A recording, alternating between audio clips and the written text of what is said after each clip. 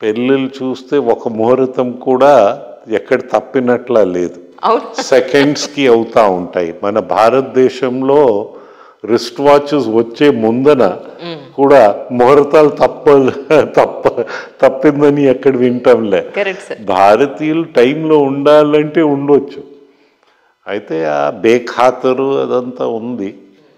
దాన్ని మనం తగ్గించుతా ముందు వెళ్ళాలి. 2024 ఎలక్షన్స్కి మంచి ఊపు వేడి అందుకున్నట్టుంది సార్. అలాగే ఉంటుంది, ప్రతి ఎన్నికల ముందన అలాగ ఉంటుంది.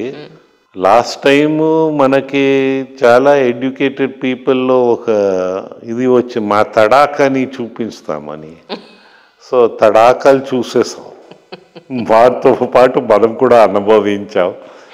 ఇప్పుడు తడాకాల కోసం ఎన్నికలు కావు, మన అందరి భవిష్యత్ దీంతో ఉంటుందని ఆ యాంగిల్స్ ఆలోచించి ముందు వెళ్తే బాగుంటుంది. కానీ ఇప్పుడు ఈరోజు మీడియాలో ఎక్కువగా వినపడుతోంది ఏంటి అంటే ఏపీలో మత మార్పిళ్ళు అనేవి ఎక్కువ జరుగుతున్నాయి అని. ఇది ఎంతవరకు మీరు నమ్ముతారు సార్? మతం అనేసరికి అది చాలా పర్సనల్ విషయం. మతంలో దూరడం అది మంచిది కాదు. ఎందైతే మన రాజ్యాంగంలో ఏ మతం వారు ఉండవచ్చు, ఏ భాష వారు వాడుకోవచ్చు, అది ఆ ఫ్రీడమ్ ఉంది. నువ్వు అన్ని మతాల్ని గౌరవించాలి, నీ మతం నువ్వు ఆరాధించుకో, దాంట్లో తప్పేం లేదు. కానీ అన్ని మతాల్ని మనం గౌరవించడం మన ధర్మం అని నేను భావిస్తూ ఉన్నాను. మనకి ఇప్పుడు ప్లేస్ ఆఫ్ వర్షిప్స్ ఉంటాయి. ఒక మతంలో ఇంకో మతం వర్షిప్ దగ్గర వెళ్ళి ఏదో చేయడం అది తప్పట్టాను నేను, అది ప్రొవోకేటివ్. కానీ విజయనగర సంస్థానంలో చాలా సంవత్సరాలుగా అమ్మవారికి పర్టికులర్గా ఒక పూజ మీ చేతుల మీదుగా జరుగుతుంది అని చెప్పాను, విన్నాను. ఇప్పుడు మనకి ఓల్డ్ ఎస్టేట్లో ఇక్కడ 105 టెంపుల్స్ ఉన్నాయి. మీరు పాత జిల్లాలు చూస్తే 4 జిల్లాల్లో ప్రత్యేకంగానే ఉంటాయి ఇవి. అక్కడ పూర్వీకులు చేసిన పని అది కట్టారు, ఆ టెంపుల్స్ ఉన్నాయి, నడుస్తూ ఉన్నాయి. అయితే అక్కడ కొన్ని ప్రాబ్లమ్స్ వచ్చున్నాయి. ఇటీవలే మన రాష్ట్రంలో ఈ పాస్ట్ 4.5 years 5 years తీసుకుంటే దగ్గర 200 ఇన్సిడెంట్స్ అయి ఉన్నాయి.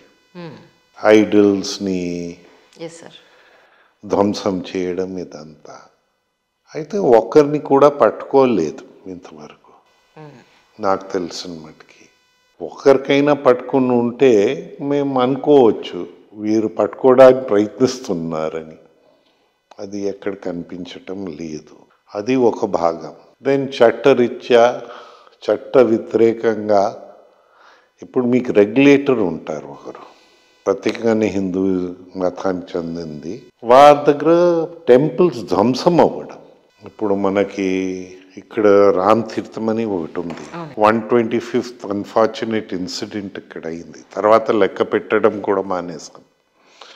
మనకి ఆ ఇన్సిడెంట్ అయింది, ఆ విగ్రహం పూజలకి పనికి రాదని నేను ఓ చెక్ పంపించాను. ఆ చెక్ నల్లి తిరిగి నా మొహం పైన కొట్టారు.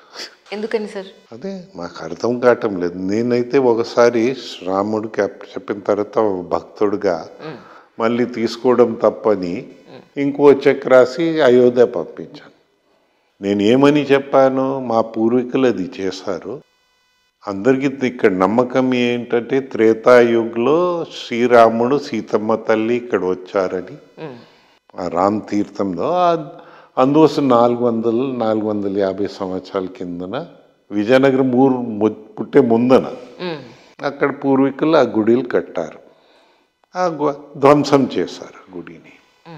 బాధ కలుగుతుంది. ఎందైతే నన్ను డిస్మిస్ చేశారు, అది కోర్ట్స్ రీఇన్స్టేట్ చేసే ముందర ఇది పోయింది. కానీ భక్తులు న్యాచురల్గా అడుగుతారు ఏంటిదంతా అని, భక్తుల డబ్బుతో మళ్ళీ కట్టారు. ఇది ఒకదానికి ఆగలే, మనకి చాలా విషయాలు అయ్యాయి. ఇప్పుడు పోలపల్లిలో పైడితల్లమ్మ గుడి ఉంది, అది కూడా ధ్వంసం చేశారు. బహుశా ఆ సెన్స్ రాలే. సింహాచలంలో హిందువులకి పవిత్ర గోవులు, బహుశా కసాయివాడికి కూడా హృదయం ఉంటుంది. ఈ ప్రభుత్వానికి హృదయం ఉందా లేదా అని అనుమానం వస్తుంది. ఎందుకైతే ఆవుల్ని నిర్బంధిస్తావు, సంరక్షణ మేతని తీసేస్తావు, ఆకలితో చంపేస్తావు. కసాయివాడు కూడా ఆ పని చేయడు. అలాంటి అనుభవాలు మనకు రావడం బాధాకరమైన విషయం. ఎందుకైతే this not the correct way of doing things. అయితే మాకు ఇక్కడ డిస్మిస్ చేశారు రామ్ తీర్థం, పైడితల్లమ్మ టెంపుల్ నుంచి, ఈస్ట్ గోదావరి ఒక టెంపుల్ నుంచి. హైకోర్టు మళ్ళీ రీఇన్స్టేట్ చేసేసరికి మేము పైడితల్లమ్మ గారికి ఇక్కడ వెళ్ళి దర్శనం చేసాం. మళ్ళీ బయట వచ్చారు ప్రెస్ వాళ్ళు, అడిగారు ఏంటని మీ కోరికలు ఏంటని. ఎందుకైతే ఆ కోరికలు తీర్చేది అనేది అందరికీ ఒక నమ్మకం.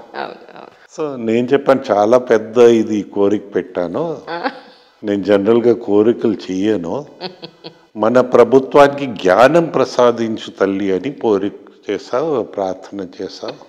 అంతకన్నా మేము చేసేది ఏమి ఉండదు. ఇలాగుంటాయి అన్నీ.